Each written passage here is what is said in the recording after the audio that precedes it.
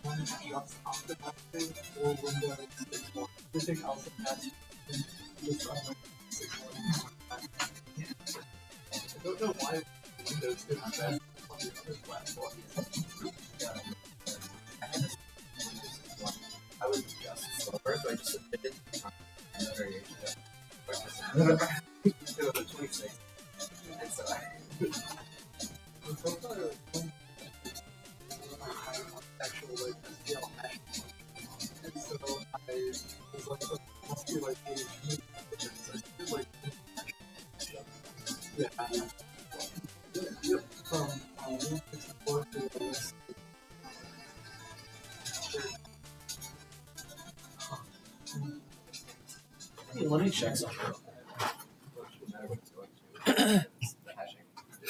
Yeah. Well, I thought it might be, but it might be because it was like, I don't know. It was just bizarre. And so I had it and I started removing how this when they went 6-1, huh? and that like it was I was missing 6-0 but then that made me 6-0.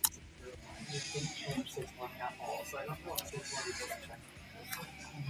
The variance thing is a bit confusing. On most of these test cases, the staff solution runs 10 times the median gets taken.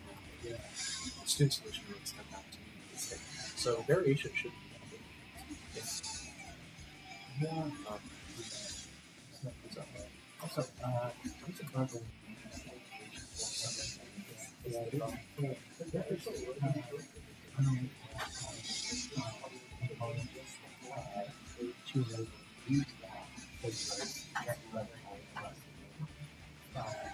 It's never.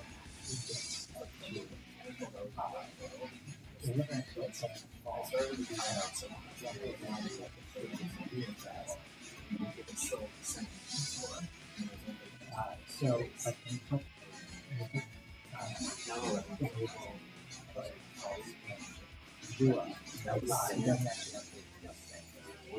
Really? So that should be just now we were at 2 value should be set, right?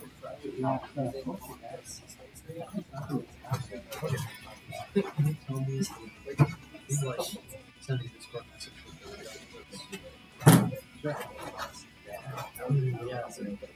Yeah, I was I did not like it. We were getting slightly faster performance and slowing instead of directly. It's great. Yeah. Oh yeah, I'll go over the test key.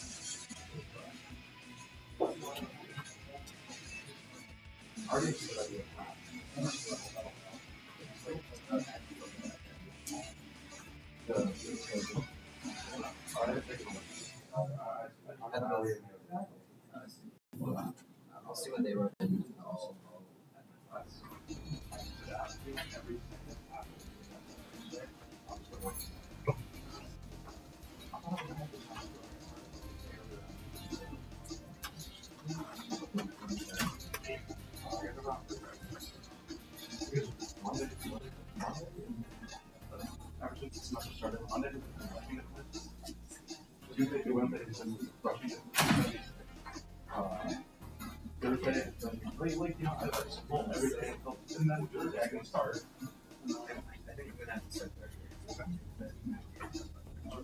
And then if I start Thursday, I'm probably not gonna be. I'm not gonna finish until Monday. We have a lot more options later now. Yeah. Hopefully that'll help. I should definitely say that.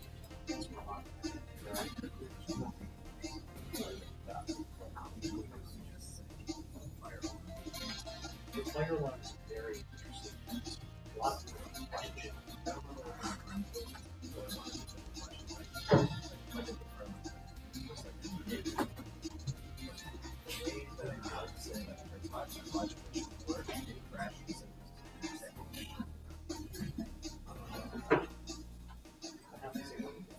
But the way I probably do it is first of all, I want to centralize the system. And the actual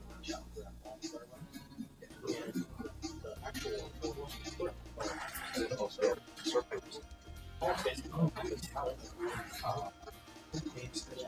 it's a definitely an improvement over the original. So it brings the gameplay one line before. So it's not like as good as gameplay line as the first one. But it brings up to the quality of 4, and 4 is definitely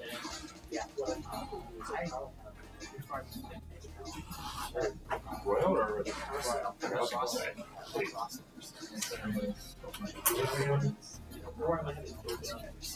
So, oh, it starts with yeah, that's really good. gets A common complaint I've seen about this map is that the first house is one of the best ones, and then the run is also pretty good, and then it goes downhill to like way low, and then it starts going back up, and then it gets down. That's like one of the other. That's like probably the best one. yeah. That's what I was. But yeah, no, that game's. I wish I could play that game very much.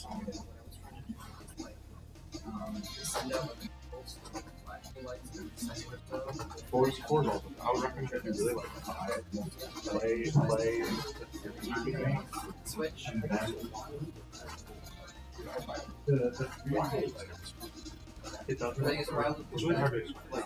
A lot changed. Yeah, like there's Yeah, it's a base grounding, and then the centralized Huge grounding. is Aside from that, and tells them the lights to socialize work completely different in 4 than they did. I'm not gonna say it, but they were. they're laying out To the point that That's why it's like it's very They don't work so so it's in 3 like doesn't fully all probably like 4. There are still only like 3 person things. you have affordance, There are you still can't really social links with your graphics, you said you should have full icon for all of them. Yeah, I would immediately But it's still like it actually goes along with like to the point where it's like all the other stuff like that having an individual social link for each of your party members is like it's almost like ignorable. Like is that fair? Because in one each individual Ladies and gentlemen, the quiz should be open. Please open up the quiz if you can and begin.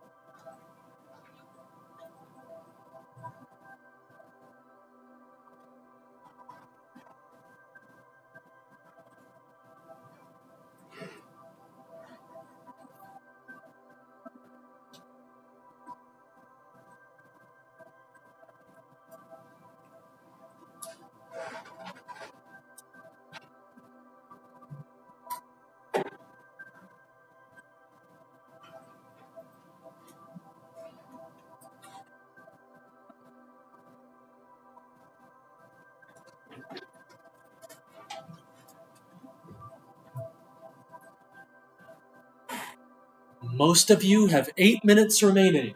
8 minutes, around that much.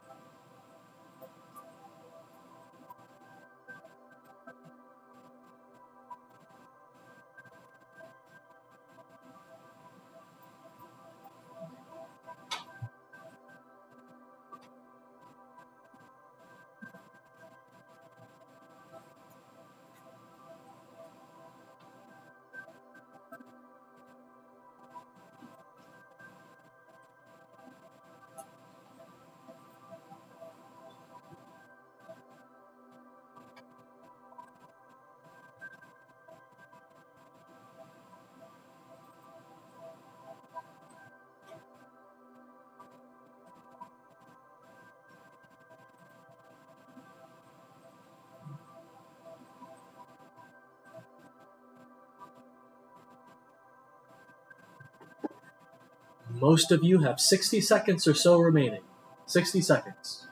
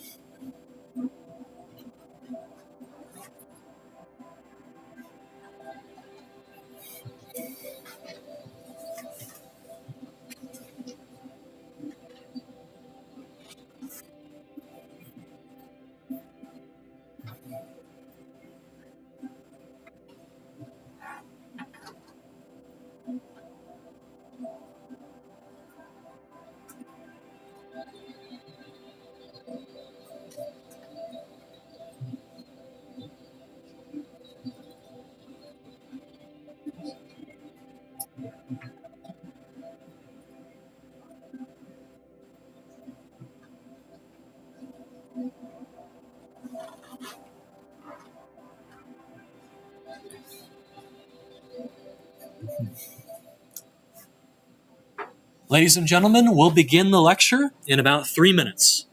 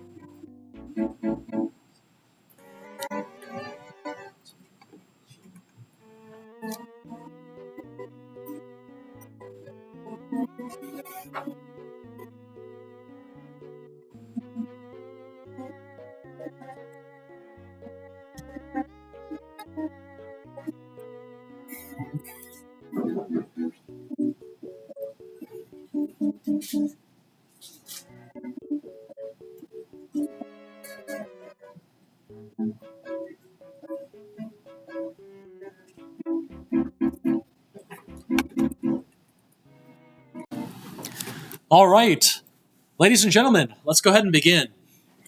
So I think it strikes me that it's maybe a little bit painful to go from a challenging homework 4 assignment straight into a relatively challenging quiz.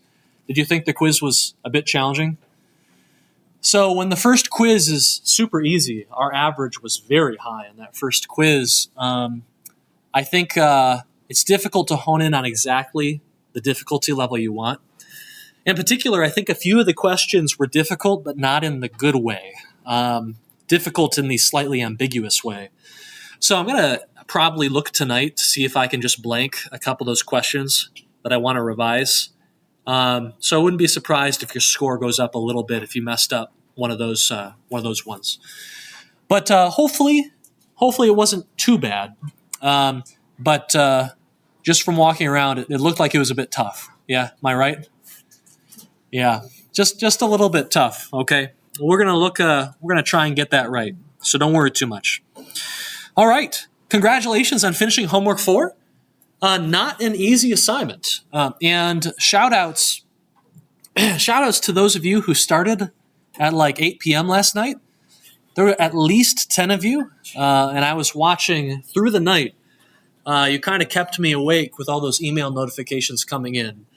And I do recommend that if you can start earlier, you do so. But, professors say that a lot. Like, start early, start early, start early. I get that that's not always possible or realistic. You've got other courses. You've got other things on your mind, other things you got to get to. And I'm asking, start early if you can, but in general, do the best you can. Okay? This is not an easy course. What you are trying to do is not an easy thing. Okay? Very few people, even in mature, big game design schools, do what you're attempting to do. Okay? But hang in there. Do the best you can. If grades start looking a little bit not so great, look at something else. Okay? Try if you can. Focus on what you're accomplishing, what you're building. The grades are going to work out. I promise you. Okay? I told you I'd take care of you this first semester for being my guinea pigs, and I'm gonna come through with that. Okay? So focus on what you're building. Focus on the next mission, and it'll be all right. Let's talk really quickly about a new game engine. Okay, game engine of the day. Has anyone heard of CryEngine? Okay, pretty legendary engine. How have you heard of it? It's used for Crisis. It's used for Crisis, yeah. Right? CryEngine, Crisis, Crytek, the company that makes it. Okay. What else? In particular, yes? Always was uses the benchmark for your computer. Like if your computer could run it. Yes. You had a pretty beefy machine. Yes. One of the phrases of the 2010s was, you've got a nice computer, but can it run Crisis? And can it run Crisis at full settings? This was very much a cultural thing in the kind of PC building, communities. People would put together computers, and Crisis, which is powered by CryEngine, was the game that you used to kind of benchmark how powerful your machine was. A beautiful, beautiful game, right? It was a very kind of foresty game, a game kind of set out in a tropical jungle on an island, and is very lush, right? Absolutely beautiful, very long draw distances, very nice effects on the water, in the atmosphere. And I never really heard about this game for its gameplay, right? Crisis never really made any top 10 lists that I saw, but it was famous for its beauty and for its ability to vet hardware, top-of-the-line hardware. And in that way, it makes it kind of interesting, fairly notable. It was a pretty early game engine, a AAA game engine, that was available for licensing. It was notorious for its heavy kind of computational requirements. It was released in 2007. It was created by Crytek, a company in Frankfurt, Germany. Yes, it was used as a benchmark. It was available to third parties. You could license it, but it was never all that popular, from what I can gather. It was not quite in the league of an Unreal Engine, right, or a renderware from that era, where everyone seemed to be using it. It was kind of maybe a little bit more in line with the Source engine from Valve, which a few titles used outside of their parent companies, but not a ton. Famously, there was a company. Have you ever heard of a game called Sonic Boom? Okay, fairly notorious sometimes in the conversation for worst game ever. Worst Sonic game, it's sometimes argued to be, and that's a pretty low pile. Okay, that's a pretty infamous pile. There's a really interesting video documentary on this from the What Happened series, a series that goes over many of the unfortunate productions of various games. And essentially, a quick thing, what happened was that Sonic Boom was a game that was going to have a fairly tropical environment, right? And the game was initially planned to ship on next-generation consoles and possibly PCs. A company founded by ex-Naughty Dog developers, very talented people, formed a company called Big Red Button, and they got to work on it with Sega. Well, unfortunately, midway through the development, Sega inked a deal with Nintendo. Said, Nintendo, we're going to bring 3 Sonic games to your struggling Wii U console. Okay? Wii U, not a super powerful console. Kind of a little bit behind Xbox 360, PlayStation 3, about a generation behind. Maybe even a little bit more. Well, the problem was that Big Red Button had developed this game on CryEngine. CryEngine has no Wii U port. It does not export to Wii U. You cannot build a Wii U game on CryEngine. Okay, what? Unfortunately, because of Sega's deal, they had to switch to target Wii U, and their deadlines were very much stuck. There was an animated series for Sonic Boom coming out. There were toys coming out, and Nintendo's deal had deadlines. You need to get this thing out for Wii U. No, you cannot delay. You cannot restart development. So, what do? Well, Big Red Button did a number of things to try and make this work. They started hacking CryEngine to get it running on Wii U. And they enlisted help from Crytek to try and make this happen because there was an experimental, unofficial Wii U port of the engine. Okay? And they eventually got it working, but the sacrifices they had to make were many. Okay? This game's infamous. Hold on just a second. Sonic Boom Metacritic. Let's see here. Let's just see how it goes. What do we got? Oh, no. Okay. Yeah, usually scores don't go this low. Okay? They just simply don't, unless the game is broken, pretty much. And it very much was. Sonic Boom, Knuckles, Jump Glitch. Jump Glitch is canon. Okay. So the jump glitch here, and you can see this image of it starting, is that players very quickly discovered that the game was so broken that you could jump, and then if you paused the game and then unpaused the game, you got your jump back in midair.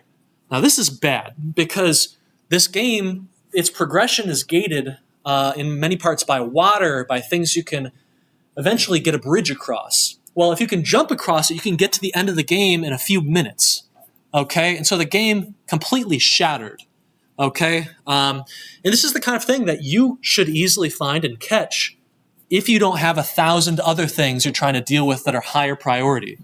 When this jump glitch bug that completely breaks the game is not in, is not in your priority queue, that means you've got such a tire fire in front of you that a game-breaking glitch is not making the top 1,000 list, okay?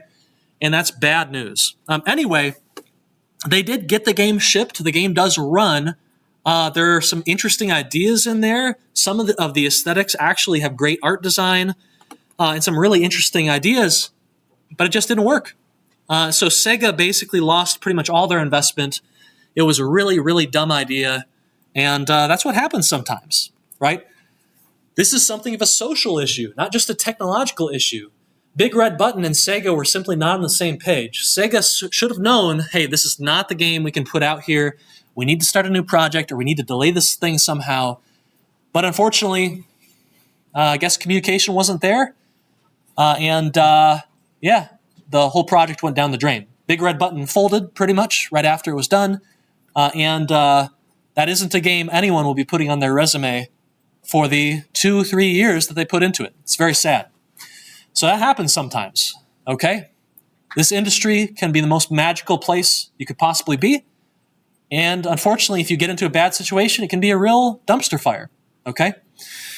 And keep that in mind, right? Engines can be a huge, huge choice. Sometimes the choice of Unreal versus this other engine can be a devastating one, or it can make your project. So keep that in mind. It's a really visceral story. Anecdotally, I've had students use or try to use CryEngine. It is available. You can try and use it. From everyone I've heard, it's kind of very difficult to use. I've had students use it during game jams and come away not doing so great. It was forked by Amazon into Lumberyard, which was an engine that Amazon was making and customizing.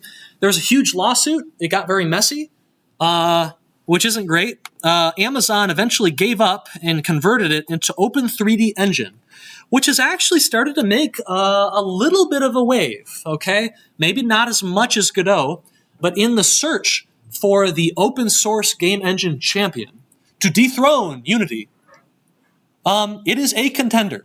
You do hear about it on occasion. Some people really do like it, and it does seem to have some support, okay? Some corporate support as well. They seem relatively well-resourced, which is always good for an open source engine, okay? Anyway, think about it. If you got some time, grab it off the shelf and see how it compares to Godot, okay? And you might find a good time, an engine that you like, all right? All right, so homework 4. How did it go for you? I'm reading all the reflections. I know there's some friction, especially with like getting rapid JSON working. If you include rapid JSON wrong, you can get wrecked.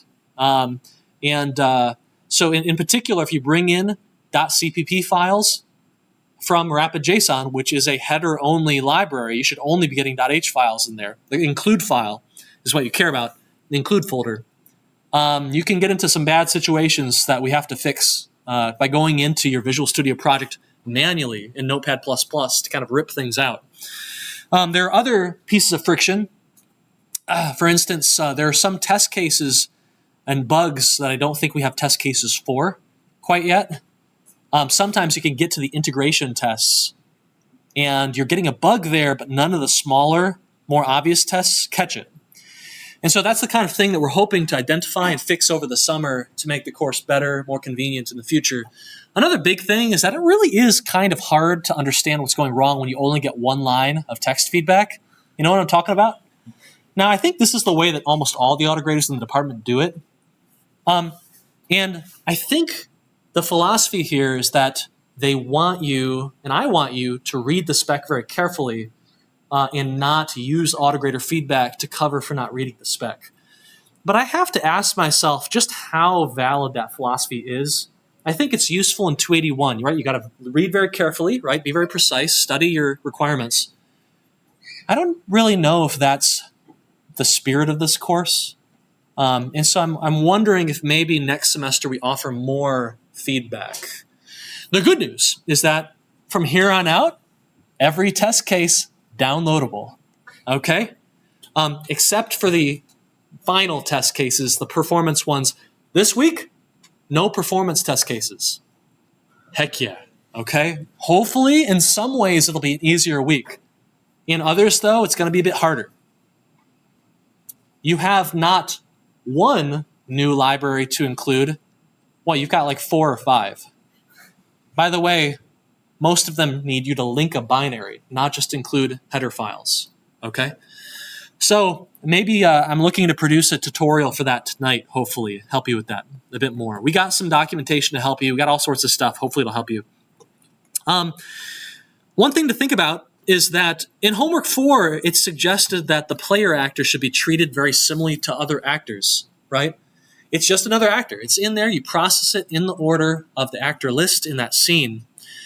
But I think in many cases, you find yourself having to treat the player kind of uniquely, right? The player is unique. It acts and updates differently than the other actors. The way it decides to move is different, right? You can kind of see that in some of the code that you end up writing, right? You check, is this the player actor? And if so, you execute custom logic. Does it feel dirty to anyone else to do that? I want you to know this gameplay code that you're adding to your engine, right? In general, engines should not be hard-coded with a specific genre's gameplay, right? We got our engines here, but there's like half a game jammed in there, okay? At some point, we have to get this game logic out of our engine so that any genre can run with our engine, okay? I hope you look forward to that. That is homework 7, okay? Easily my favorite homework, and I hope it'll be yours as well. So look forward to that, okay? All right, PSA, blah, blah, blah. The autograder is probably somewhat friendlier than some of the other autograders you've seen, but some of the same principles apply, okay? When you are working on a new feature, when you see a new feature listed in the spec, try and get it working locally. Implement it, create your own tiny little test case, or download the one from the spec, from the autograder feedback. Mess around with it, play around with it, and verify that it's doing things that kind of make sense to you, okay? Please test it yourself locally. This will give you a good feel for obvious bugs in a way that the autograder might struggle to, okay? Create a test case and watch your feature come to life. First SDL assignment releases today. The course is not going to get easier from here on out, but I do think it will get more engaging. And as it pops to life, as the visuals come to life, audio, as it starts to feel like a real deal engine, I hope that'll feel really satisfying to you. Okay, it certainly was for me and Nikhil. There's an extra credit opportunity this Sunday. Okay, now I told you I'm going to make sure your grades are going to be okay. All right, but you might not like my definition of okay. So if you do want to potentially, increase your chances of a very high grade, then please consider extra credit opportunities, right? Filling out your feedback is a really big deal, especially this first semester. But on Sunday, we have a 6-hour documentary viewing session with one short break in the middle for lunch. It is the entire history of video games. That's why it's 6 hours long. It's by Never Knows Best, one of the best video essayists on game dev out there on YouTube. And I think you're going to really enjoy it. Everyone who watched it last semester loved it. You can come, get your points, and just have a laptop. Do some work, right? Plug into the wall and just chill, enjoy the parts you want to enjoy, and get your points if you want to, okay? So you don't have to pay attention. There will be no quiz. And know about that. If you can make it, awesome, but no pressure at all, okay? But I'm definitely going to reward you for your time. Okay. What else we got here?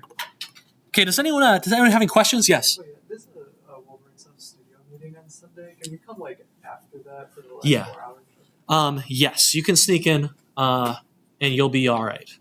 Yeah. Okay. Let's see here. So what I want to do today, our mission, we don't have a ton of time, but what I want to do today is I want to introduce homework 5. I think you're going to like this assignment. Your gameplay is not changing at all. We are simply taking the kind of grid-based text adventure style game you've been making. We are bringing it to the world of real time, away from turn-based, and we are bringing it to the world of multimedia. So no more ASCII, okay? Right? Fantastic historical approach to rendering game worlds. ASCII, right? It has its place. It has its style. It's still loved today. There's still games being made in that style today. But ASCII is not very modern, 2D is kind of where it's at least to some extent. So hopefully you'll enjoy that. And then what I want to do is I want to introduce you a little bit more philosophically to what SDL is and how do you get started with it. How do you think about SDL and how it works? SDL, as you're going to discover, is not a C++ library. It is a C-style library, and that has some ramifications for how it's going to feel to use. Okay? It's going to feel a little bit weird. Okay? Object-oriented programming, not so much a thing in the world of C. Okay? And so it's going to feel a bit weird to use this library, but you'll get used to it. And when you do, it seems like the most natural thing in the world. Okay? Anyway, what is Homework 5?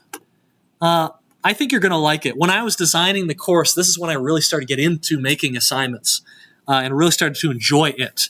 You were making this transition, okay? When you look at these two games, they are, in their gameplay, very similar, okay? They have this grid-based feel to them, something that we'll be changing next week, okay? But they are fundamentally grids. You've got actors on a grid. You can customize them. They can talk, dialogue. You've got commands and stuff like that. And you can mod it, okay? And so last week was this. This week, you're going to have projects that look like this. Now, this is just a GIF, so you can't hear it. But do not underestimate the power of audio, okay? To give feeling, to give emotion to a scene. Or to raise the stakes, right? To make things feel, in this context, a little bit sneaky, a little bit stealthy, okay? Game designers may not like it, but aesthetics truly matter, okay? They truly do. They really, really, really do. I want to show you a commercial. Nintendo Entertainment System, Super Nintendo, versus their arch nemesis, their arch rival, that darned hedgehog. What console was big in that era? Sega Genesis. Genesis does. One of the most famous video game commercials of all time. Let's take a watch. And when we watch, I want you to pay attention to how the Genesis is advertised. What do they talk about? What do they mention? 16-bit arcade graphics. 16-bit sports action.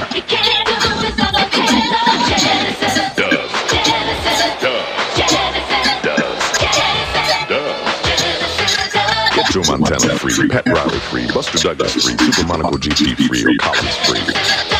Nintendo. Buy a 16-bit Genesis system between now and October 31st and get an next. What did they emphasize beyond bashing Nintendo? As one does. There's like a lot of sports stuff.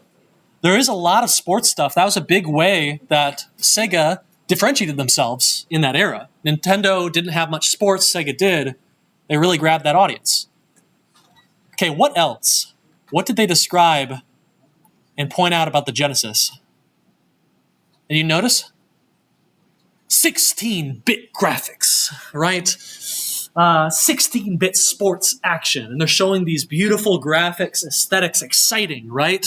And that's how you defeated your competition for most of the history of video games. You had to have the most beautiful console with the best aesthetics, the audio, the characters, right? The visuals. And if you didn't have the best aesthetics, you had to pretend like you did, okay? As Nintendo really did beat up Genesis badly in this era.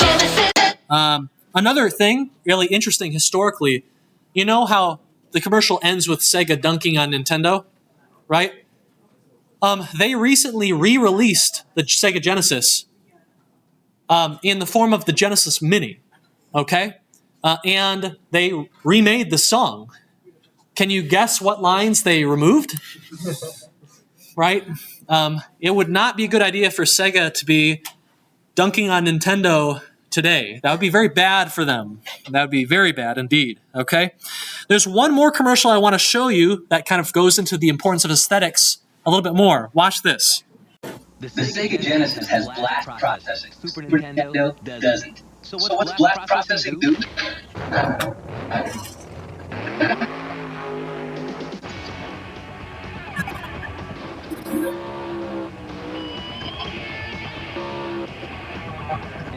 What if you don't have blast processing?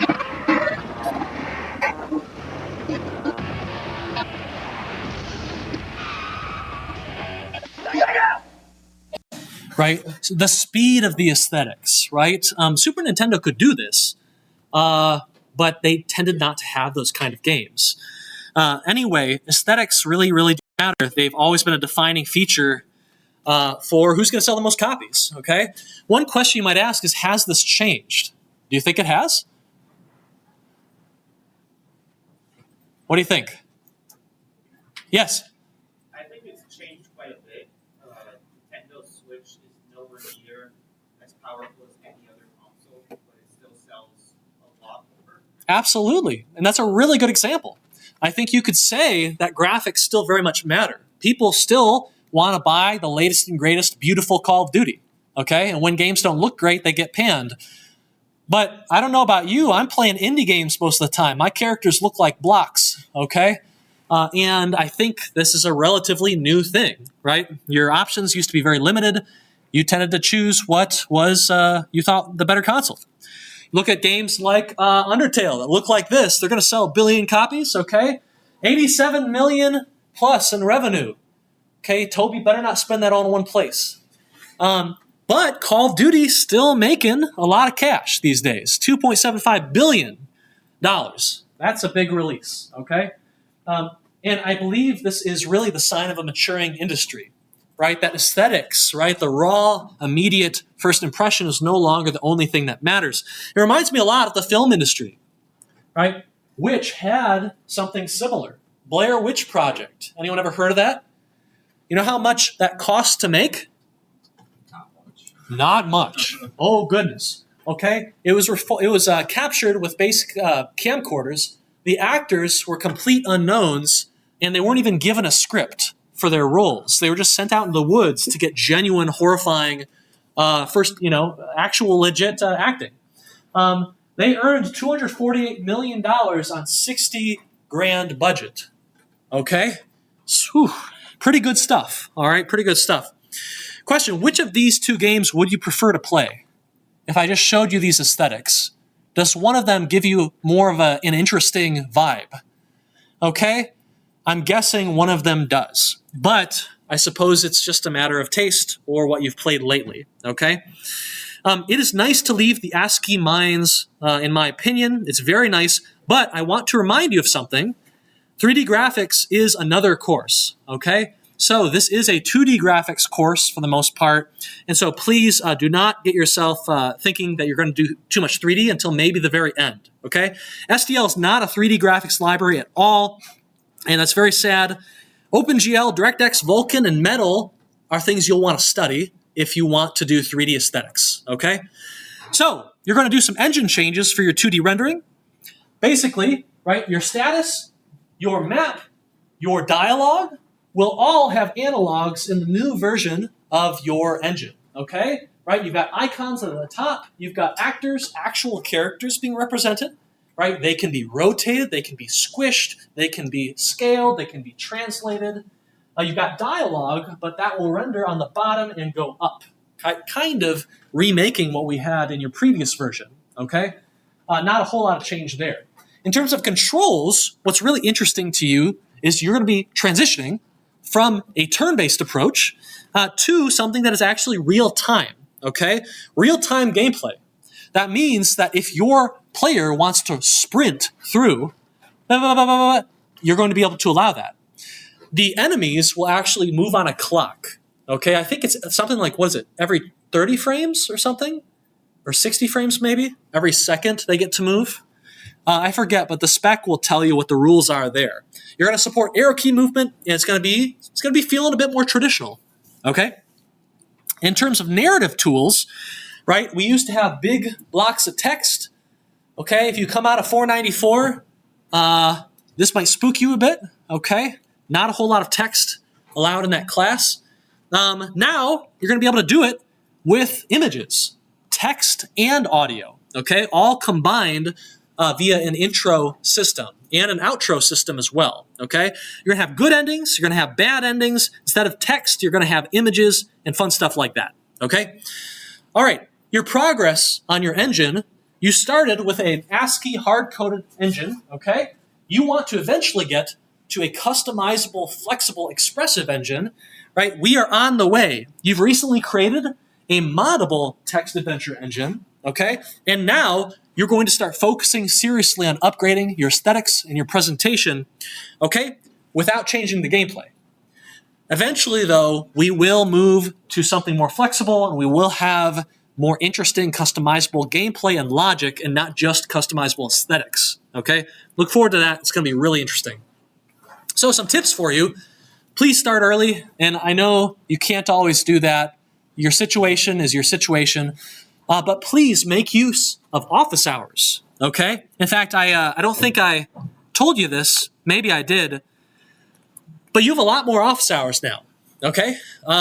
Especially in the latter half of the week. You've got Thursday morning, Thursday evening office hours.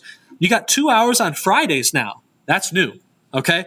Saturdays, you got 2 hours, and then Sundays, the desperation hour at the end there, you got that with me, okay? And we'll try and get you across the finish line.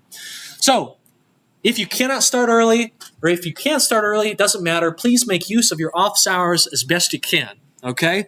The feedback from the autograder is probably going to be better from now on. You'll get more information for every test case.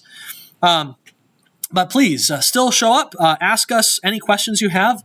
We can accelerate your development. We can give you a clearer idea of what the spec wants from you and how to think about all this. And that will save you a lot of time, okay? And that's what we're trying to do, all right? And time really is the thing that you need. You got to protect it, okay? So this week, you might consider it in some ways to be slightly easier than last week, okay? And by this we mean there are no integration test cases. There are no performance test cases, okay? Hopefully not a ton to optimize this week, okay? Those come next week, and it's gonna be pretty serious, okay? The optimizations on homework 6 are pretty legit, I think. It could be a fun assignment, hopefully, all right? Aesthetics are simply fun, right? Having real characters come to life, move around, creating cool stories, and stuff like that. The SDL library is, frankly, really awesome. It does a great job. It is used all over the place in industry, and some of your favorite games use it, right? Shovel Knight, in this case, anyone play that? All right, fantastic 2D game. How about Half-Life? Okay, did you know that the SDL library is kind of fundamental to Steam? If you've used Steam, you've been using SDL, okay? We'll talk about why in just a bit. Into the Breach, right? This is a very, very industrial library, okay? It's going to be great that you know it. There are helper scripts to help you out. There's other stuff. It is an industry standard for a reason.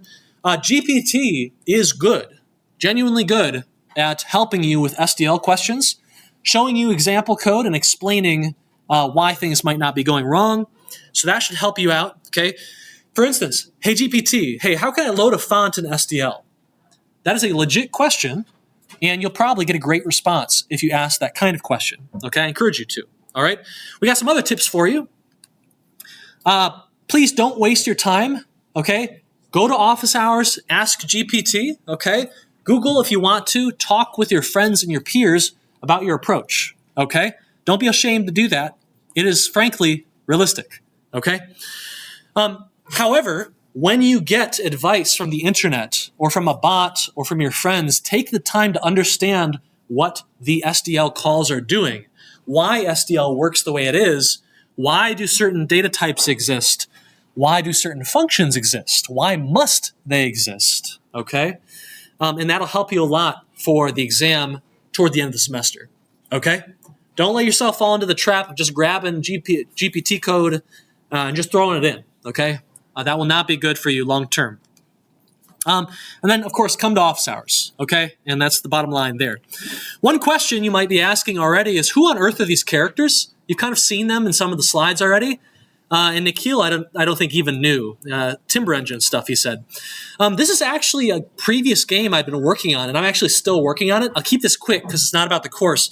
But I'm working on a tower defense / RPG / RTS engine, and this is one of the sets of characters, one of the themes that an artist created for me. It is a theme that is basically centered around kind of a night in the museum style security situation where you need to defend an ancient artifact from thieves and infiltrators coming in to get it. Okay, that's the basic theme. It looked kind of like this, and the more I look at it, the more fun it looks. The reason the game didn't progress and finish was because as nice as many of the things in the game looked, it simply was not fun. Okay, and gameplay and game design does still matter. Aesthetics will get you playing. Game design will keep you there. And I couldn't find a game designer that I thought was worthy of the aesthetics and of the time we were putting in. I have a much better game design lined out now, though, so I need to get to summer so I can work on it. Right? It had lots of fun stuff, like when you hover over characters, it would they'd bounce and they'd change their animation even, which was kind of cool. Anyway, you had cool features like overkill when you took out an enemy. You had a pretty legit menu system, right? Cutscenes and stuff like that. And even kind of a roguelike style system where you had to play a bunch of different stages in a sequence, which was kind of cool. Anyway, now I'm just kind of sad. Anyway, the takeaway here is that gameplay is still king, okay?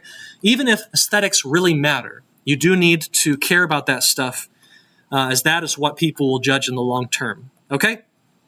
All right, anyone have any questions about any of this? The assignment spec is right here. And the big thing to take note of right away are the number of dependencies you will need. Now, I wish it wasn't this many. The good news is that once you've got one of these dependencies working, you can hook the rest up in pretty much the same way, okay? You got the core SDL dependency. You got SDL image. You got SDL true type text font. You've got SDL mixer. Mixer handles audio. TTF handles font rendering. Image handles loading of things like PNGs. And then your SDL core library is basically most of SDL, okay? From input handling to rendering to audio and all that good stuff, okay? You've got two new helper files, helper.h and audiohelper.h. Helper.h is how we simulate a ghost player playing your game on the autograder when there's no one there. Basically, it generates fake events, injects them into SDL's event queue, and your code simply responds to them like it normally would. And it's none the wiser, okay? You'll get a feel for how this works, hopefully, if you take a look at it. Audio Helper is a very simple script. You need to call it, and it will just forward your function calls straight to the SDL corresponding calls, with one exception. It will tell our autograder that you did it and on what frame you did it, and that will help us verify that you're actually making the audio calls you need to be making when you need to be making them, okay?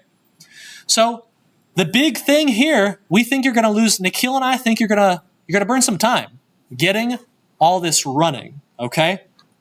Now, if you could get all this linking and included and running on one platform tonight, I think that'd be an incredible start, fantastic start, and that would make this assignment really fun for you, okay? So, office hours tonight, right? Maybe we can make it happen. Then, you're going to be opening a window, quitting. You're going to be doing intro screen stuff.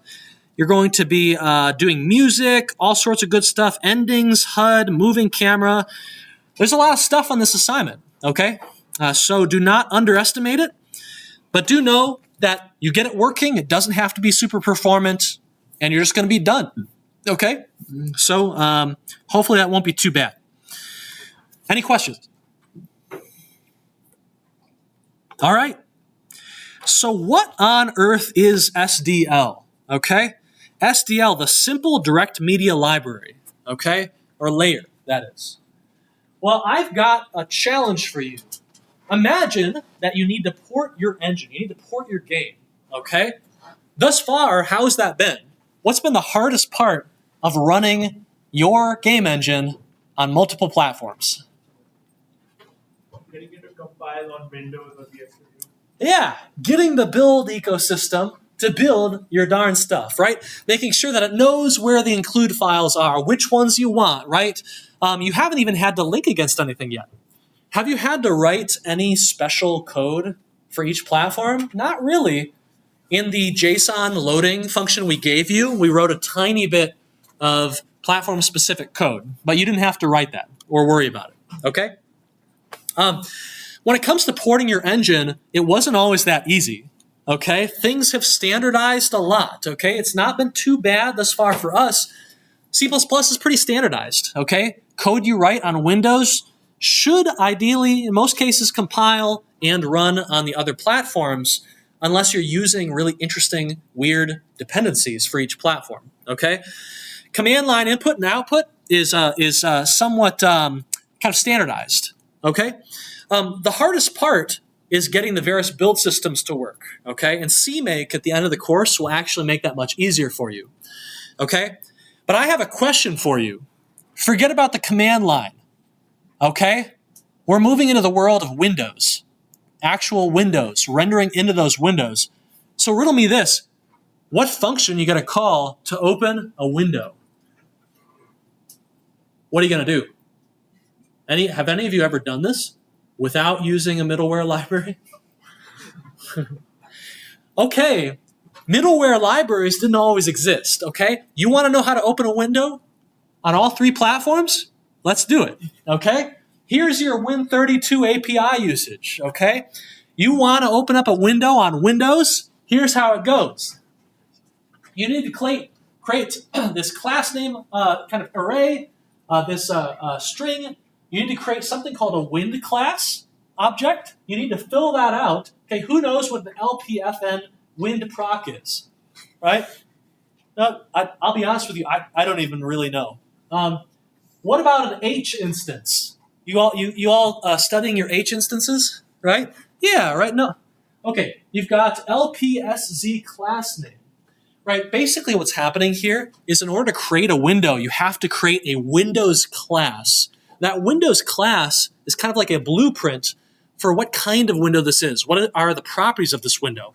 You then have to register that class you just created, and then you can finally call create window X to instantiate one instance of that window class you just defined. Okay? Then it pops up and you can start messing with it. You have to then call show window, and it shows up. Now that's just getting a window to open. Okay? And that's how it goes, right? You configure a class, set of properties for the window, tell the Windows operating system about that class, use that class to instantiate the window. By the way, do you understand all these properties in here? No? There's like 1,000 properties in here, okay? You better not mess up a single one, okay? And then you can show the window at the end, okay? And yeah, that's just kind of painful, but if this is all you did, you could study it, you could learn it, right? But imagine that you had a simpler API. What if you could just create a window, give it a title bar, a position on the screen, and then a size? Wouldn't that be nice? Isn't that kind of how it works in your head? I want a window with a certain title bar, certain location, certain size. That's it. Why can't it just be like that? What about OS X? Okay. What about OS X? Has anyone ever done this with the Cocoa API? Anyone ever heard of it? Kinda? Okay, all right. Very cool. Okay, we got some app developers. That means you got to learn Objective-C. Anyone know Objective-C in here? Hey, awesome. Very good. Well, how do you know it? I can create something for this certain hackathon. Okay, hackathon, right? You learn a little bit of Objective-C, okay. So Objective-C is kind of interesting. It's kind of a rival to C++. Around that time, there was kind of like, okay, C is great, but object-oriented programming is becoming a pretty popular paradigm, and C doesn't really support that well. And so what are we going to do? And so C++ came to try and do that, and at the same time, Objective-C came and tried to do that. One of these kind of won, and Objective-C is hanging around, though, in Apple's ecosystem, mainly. Basically what's happening here is that you create a variable that's going to store a reference to your window. When your app starts, this function, kind of similar to what happens in Unity, this function will be called automatically by the operating system. At this point, you can allocate a window. So you're storing a new window you instantiate with these properties, right, into that window variable, okay? And you can customize things here. You can change various properties of that window, what it looks like, right, where it is, all that stuff. You can continue to customize it in this function, right? You can set the title. You can do whatever you want. Set its ordering versus other windows. And so, yeah, how are you feeling about all this so far? Okay, are you getting all this? All right, this is going to be on the next quiz, okay? No, it's not. All right, it's definitely not, okay? So here's the thing. This isn't that bad once you get used to it and once you get a feel for it, and if this is the only thing that you're studying and care about. But there's a lot to know here, okay? There's just so much to know, and when you're studying how to make all this work, how to open up a single window, what you're not thinking about is how to make your game and program interesting mechanics, okay? And so you'd prefer to be able to do this in a better way. Linux, okay? We can't forget about Linux, okay? First thing to ask, by the way, which Linux? Because they use different rendering APIs, okay? Okay, we're going to assume just kind of a vanilla X11 situation, okay? And so let's look through this here. We got the X11 API, right? We need some data types for storing our window reference, our display reference. By the way, what's the difference between a window and a display? Any idea? Maybe you can guess at it, but it's a little bit tricky, huh? First thing you're going to do, connect to the X server. Okay, why is there a server involved when you're just trying to display a window on your local desktop machine? Now, it makes sense if you kind of understand what's happening under the hood, but this is not intuitive necessarily, okay? You have to dedicate a lot of learning and brain power to remembering all this, okay? You have to get the default screen for this display because screens are different than displays, okay? Glad I could clarify that. A display is a set of screens or monitors, kind of. You then have to create a simple window, which you store in your window reference with all these parameters, okay? And then you have to use XMap window to actually display it on the screen. And these data types, you often have to feed things in multiple times, and you'd hope they'd already be associated, but they're not. And things just get very hairy and very weird and a bit nasty, okay? And again, we're stuck dreaming about this world where we can just call the create window function with a few obvious parameters and have a window, okay? Wouldn't that be nice? And again, X11 is one of many Linux systems that you might have to learn, okay, to just support a tiny Linux market. Ever wonder why there just aren't that many commercial games on Linux? That's kind of why, okay? So look at all this business that you have to understand and learn, okay? And a thing to remember, that was just opening a window. That's it, okay? What about input events? Okay, what about rendering into the window? What about audio? Okay?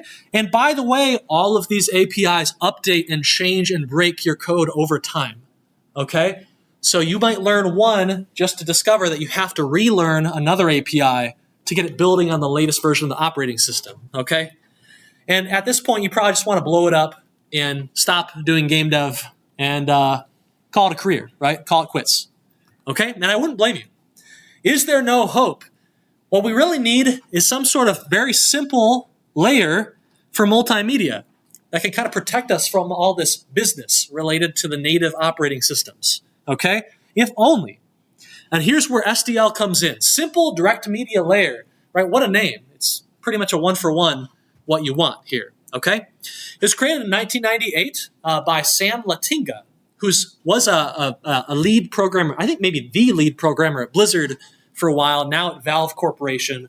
And Valve uses, imagine like going to a job interview with Valve and saying like, hey, you know, what are my qualifications? You're using my stuff, right? My stuff is the foundation of everything you do. So you should hire me to keep that going, right? That's like a pretty easy interview, but you never know. So 1998, Sam Latinga is actually making a living by porting games to Linux and between Linux and other operating systems on behalf of other companies who make the games. And he really wants to make this porting job way faster because writing all this native code, what a pain. What a pain. Now, the insight here that Sam had was that all of these operating systems have similar concepts. They all have a window. they all have a way to play a WAV file, an MP3 file, okay?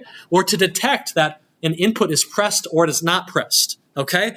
But they all have weird APIs that do these things in weird spaghetti different ways, okay? And so, if we could have some sort of layer that synchronizes them all and provides a nice, standard, easy-to-use API, that'd be a really nice thing, wouldn't it? So SDL is also very modular, and it provides all this stuff, okay? And the idea here, right, is that this is going to become a reality. This right here, Sam shows up and says, we're going to give you this function. It's going to work anywhere you call it, okay? It's just going to work. Not in the Bethesda sense, because it actually will work, okay? Instead of window, though, it's SDL underscore window. Almost all data types in SDL use SDL underscore as a prefix. In fact, pretty much all functions do that too. You know why they do that? Any idea?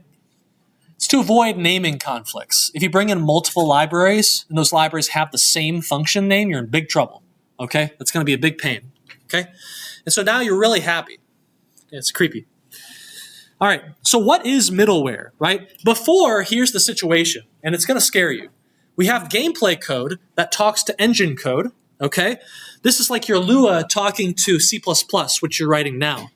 And your engine code has to interact with the Windows API, if you're on Windows, or the OS X API, or the X11 API on Linux, or the Android API if you made a mobile port, or iOS, and all of this is a nightmare. They do things differently. They have different function names. They have different styles. They have different programming languages that you have to write in, okay? And this is a huge mess. After using a middleware, what you have is gameplay code talking to engine code. The engine code talks to a middle layer to protect you. The SDL code right there, and SDL is responsible for talking to all the various APIs and making it happen, okay? Which of these two looks nicer to you as the engine dev? And this is why SDL is so incredibly popular.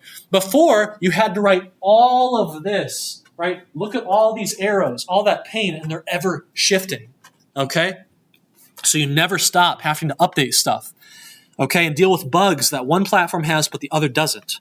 Over here, all you have to do is write this, right? Not that many interfaces. You just have to integrate to SDL. SDL takes care of the rest, okay? That is where the middleware layer comes in. That's why it's named that. It's protecting you from the lower level, okay? And by the way, pour one out, seriously, for the SDL team who, like, gives their spare time for free to deal with this nightmare, okay? The absolute nightmare that it is, okay? This is a very, very popular middleware, okay? So I haven't played Factorio, right? Very popular game. Streets of Rage 4, okay? Excellent game, excellent game. Even first-person games, Amnesia, The Dark Descent, uses SDL. You've got classic indie games like Braid, Jonathan Blow, use SDL. You got Half-Life 2 using SDL. Now, what's really interesting is that some of these games and products use it for the rendering. Some of them use it for just the input.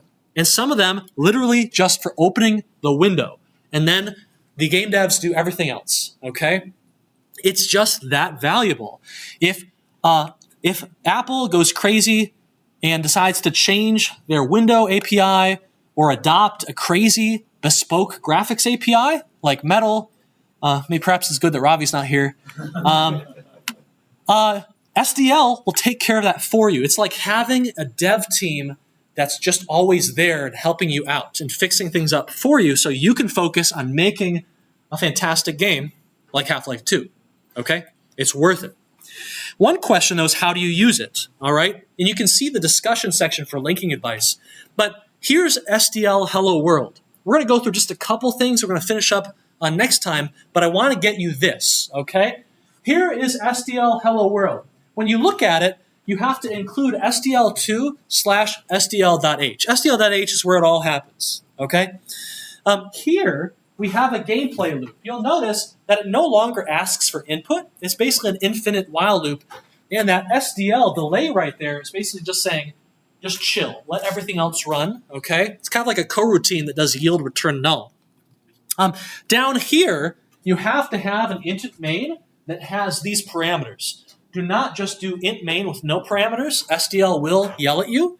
And the reason you need to do this is because SDL will automatically replace your main function depending on what platform you're on.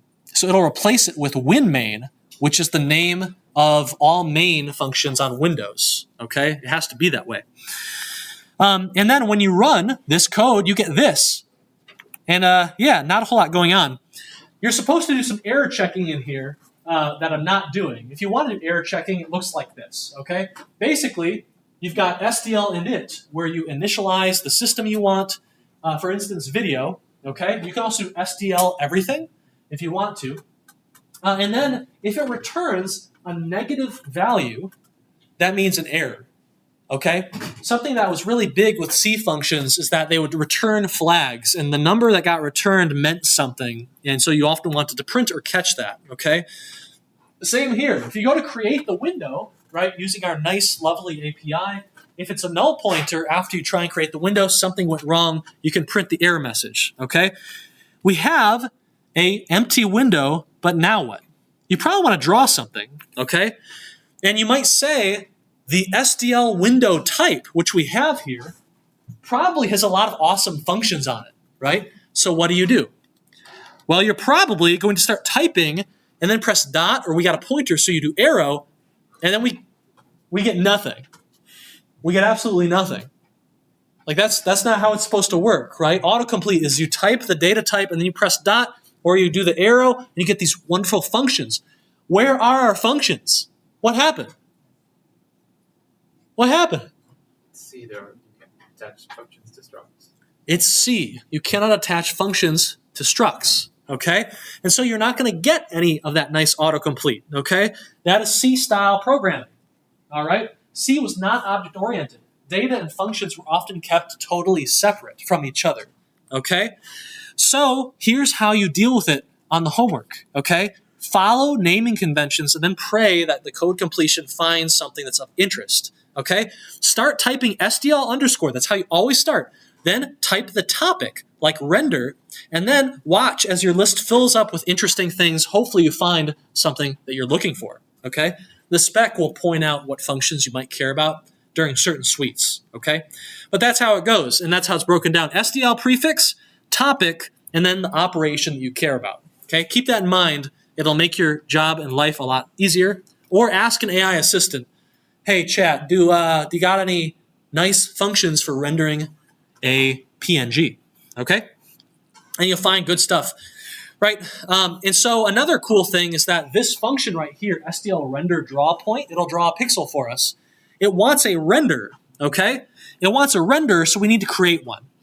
We have a window, but we need an object that can draw into that window, and that's what a render is. You create a render via SDL create render, give it that window reference, that window handler, okay, the handle. Then you need to give it probably usually -1 and 0. These are parameters that basically say, what graphics device do you want to use, basically? What drivers do you want to use to paint into this window, okay? So not a huge deal. And what will you see when you do this? Any idea? What are you going to see? Any guesses? You see nothing. Okay? Rip. What happened? You see absolutely nothing. You know why? Have you ever heard of a topic called double buffering? You haven't. Here's what happens, okay? This is a famous, ubiquitous technique for preventing screen tearing. Does anyone know what screen tearing is? Screen tearing is when you accidentally render into a frame that you're currently displaying.